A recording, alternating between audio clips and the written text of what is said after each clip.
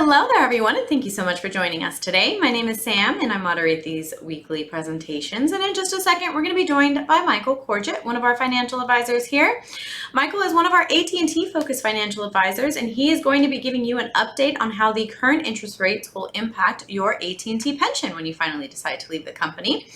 I apologize in advance. We will not have time today to answer any questions, but please feel free to still ask away in the Q&A box. It's completely anonymous, and I'll make sure one of our AT&T focused advisors can address those questions with you either through phone or email after the presentation has ended. Throughout the presentation, you will see some links popping up on your screen. Those are going to be from me. Those are clickable links. You can click on those to make an appointment with either Michael Corgett or one of our other AT&T focused advisors, as well as links to our YouTube channel. Please follow us on YouTube, follow us on LinkedIn. We post tons of AT&T related retirement focused content weekly, and we really think you'd get some value out of following us. And as a quick reminder, we are not affiliated nor endorsed whatsoever by AT&T. We are a completely independent group of financial advisors. So please also keep that in mind as you're listening along today. And without further ado, let's jump right into it with Michael Corgett. Thank you, Sam, and thank you everyone for joining us today for today's presentation.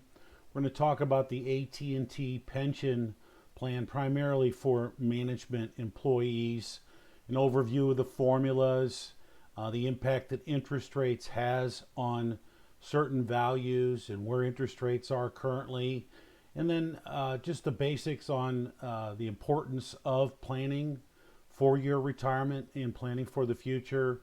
The sooner that you start, the better off that you're going to be. So let's go ahead and get into the presentation. The pension benefits overview. We're going to talk about pension options. I'll explain what service pension eligibility means, and then also talk about the interest rates that do impact lump sum values of the pension plan. Pension options. Well, for craft employees, it's pretty simple. For each one of their job titles, there is a pension band that has a dollar value. That dollar value does increase each year about 1%, and then that dollar value is multiplied by the number of years of service, and that determines a single life annuity value, and then that value is applied using a formula to determine a lump sum benefit. So for craft employees, it's either an annuity option or a lump sum option. Now for management employees, it's a little bit different, and we'll talk about that. For management, the greater of all of the previous pension plans. What does that mean? Well, there's two different pension plans. There's the old cash balance plan, and then there's the newer CAM pension formula program, which typically produces a larger monthly benefit, which in turn can produce a larger lump sum benefit moving forward. The CAM formula was enacted over 20 years ago. As you can see, if you were hired prior to March 15th of 2001, you were eligible immediately. If you were hired after that date, you're eligible after 3 years of service. Service pension eligibility. This is key, what we call the modified rule of 75. If you have 30 years of service, it does not matter how old you are pension eligible. 50 years old and 25 or more years of service, 55 years old and 20 years of service, and then 65 years old and at least 10 years of service. You have to meet both of these as far as to be fully service pension eligible. You can't be 52 with 23 years of service. Yes, that adds up to 75, but that does not count. It has to be 50 with 25 years of service. Excuse me. Life expectancy does play a role in this calculation. The older you are, the less your life expectancy is, and then obviously the less your lump sum is. The younger that you are, your life expectancy is obviously going to be longer, and the lump sum benefit will be more. I like to say you could have the same track going through life at AT&T as, let's say, one of your best friends, except they happen to be 10 years younger than you. You earn the same exact salary. You were hired the same day. You retired the same day. Your younger friend is going to get the same similar annuity as you would have earned because of your earnings, but their lump sum benefit would be higher because their life expectancy is longer. So please keep that in mind. Interest rates, they have a significant impact on the pension lump sums. You can see here by the teeter-totter, if interest rates go up, lump sum benefits go down, and vice versa. The more interest rates go up, the more that lump sum benefits go down. And we like to tell folks that a 1% change in the average of the three segmented rates, which I'll talk about here momentarily, would produce an average of 8 to 12% either larger lump sum if the rates go up by 1%. If the rates go down by 1%, a larger lump sum of 8 to 12%, and vice versa. If rates go up 1% over a year's time, lump sums are going to go down on average by 8 to 12%. So please keep that in mind. This is where rates are right now. The November rates were just published literally about a week ago. So we now know what interest rates will be used for a calculation to determine a lump sum benefit for all AT&T employees in 2025. And as you can see by the little red numbers here, the first segment is about 84 basis points lower. The second segment, 51 basis points, or 0.5%. And then the third segment is about 0.25%. This is about a 5% or 6% difference in lump sum, since the average is about 0.5%. Again, simply stated, all three rates went down on average about a total of 0.5%. Like I mentioned earlier, that could equate to about a 5% increase in your lump sum benefit for 2025 versus 2024.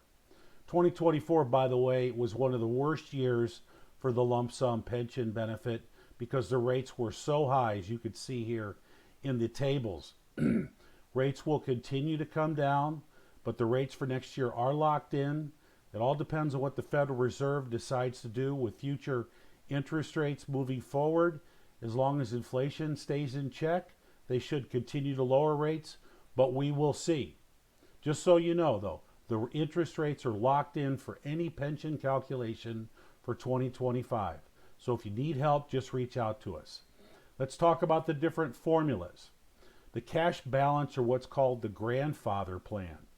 It's a unique formula. You look at your prior period cash balance value, or the opening balance, times a 12-month average salary for July of 95 through June of 96.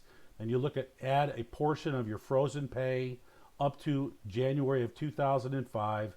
You multiply that by a 30-year Treasury rate that's credited monthly, and that equals your cash balance plan. Again, this is a complicated formula. Keeping in mind, a lot of you really have very little cash balance available anyway, because this particular formula is so old. The newer CAM formula, which is also complex in its own way, is built all around your career average earnings. All right, your earnings, all your earnings are taken into account. Now, you're eligible for the CAM formula if you're management on or before June 12th of 2001. You're immediately eligible. Management after that date, you're eligible after 3 years. It's a complicated formula as well. It looks at your average compensation for the 4-year period between January of 95 and December of 99. They multiply that by your net credited service as of that date, plus your total pension compensation after 12/31 of 99. That equals your adjusted career income, or ACI. And then leading up to 21, it's the same adjusted career income times a factor of 1.6%. That equals an annual annuity up to that point. And then when the company reduced the percentage factor, with some changes that they made after 22, that factor is only 1.0%, not 1.6%. Those two are added together to determine a single life annuity. And that single life annuity is what all other calculations go off of. That single life annuity is going to be made up primarily of your earnings, even if you might have, let's say you've been in their company with 30, 35 years of service, you may have a smaller cash balance amount. But that annuity is going to be how all calculations are referred to moving forward. There are some early retirement discounts. There are none if you're at age 55 and you are service pension eligible. Again, and we talked about that earlier. Essentially, that is what we call Table A benefits. These are full pension benefits if you're 55 years of age and service pension eligible. But that's the key. If you're not service pension eligible, you are going to be eligible for a pension benefit, but it is going to be a fraction of that total benefit that you would have earned and been eligible for if you'd have met the modified rule of 75. Table B benefits are essentially you do not meet the mod 75, and it is very expensive. Severe penalties apply to Table B. Essentially, you might see 20 to 30%, maybe less than that, maybe slightly more than that, of your total eligible pension if you met the modified rule of 75. Now, there are some discounts if you choose to retire prior to the age of 55. If you less than 55 but have more than 30 years of service, for every month there is a 0.25% discount all the way down to the age of 50. So that discount is 3% a year, or potentially 15% for the full 5-year period. If you're less than 55 and have less than 30 years of service, that penalty is double. It's 0.5% per month, potentially 6% per year, or a total of 30% for the 5-year period of time. The beauty of it is you're eligible for a pension at 50 years of age with 25 years of service, or 30 years of service, and you could be under the age of 50. Just you have to keep in mind that there are early retirement penalties. So you may want to get older if you have that option with the company, if you're able to stay on. The forms of pension payments, I talked about the single life annuity. There are joint and survivor options. What you see here is that you could take a survivor option to provide your spouse a benefit. You will take a smaller benefit than to provide them with a benefit. The more that you put in the survivor option, the less your annuity will be moving forward. Management can take a partial lump sum and a residual annuity based on the CAM formula, or several years ago, they re-implemented the full lump sum for management employees, and you can take the full lump sum. So you've got several different ways that you can take your pension. And it all it makes sense. It really doesn't just make all, in other words, not everyone is going to choose the lump sum, and not everyone is going to choose the annuity. It's just what makes sense for you and your family moving forward. There have been some changes to the AT&T retirement pension plan. AT&T did transfer a portion of the benefits of close to 100,000 retirees, pensioners, and or their survivors to a company, an insurance company called Athene. Monthly benefits will continue, except they will come from Athene and not the AT&T pension benefit program. So the checks will remain the same, but they're going to be coming from a different source. And there is minimal changes as far as retiree health care and Medicare Part B reimbursements really are unaffected, just depending on your years of service. Some more considerations for those retirees. Private insurers like Athene have taken over pension plans all over the country from a number of employees. These pensions are no longer backed by the PBGC, the Pension Benefit Guaranty Corporation, which is a government entity, kind of like the FDIC for pension benefits. In the event a company like Athene becomes insolvent, then your pension benefit is now going to be guaranteed by the state guarantee insurance department, the state that you live in. Now, that's not saying it's a bad thing. It all depends on the amount of your monthly pension benefits. For the most part, you should be covered, but I can't guarantee that. Just so you know, again, a lot of insurance companies and a lot of financial institutions are buying these pension benefits from companies like AT&T. AT&T is taking the cash and doing what they want with it. It may not be in your best interest as an employee from AT&T moving forward. They may sell more of their pension benefits off to other insurance companies. This is a potential good reason why you might want to consider taking the lump sum. And this is one of the reasons why I'm talking about this.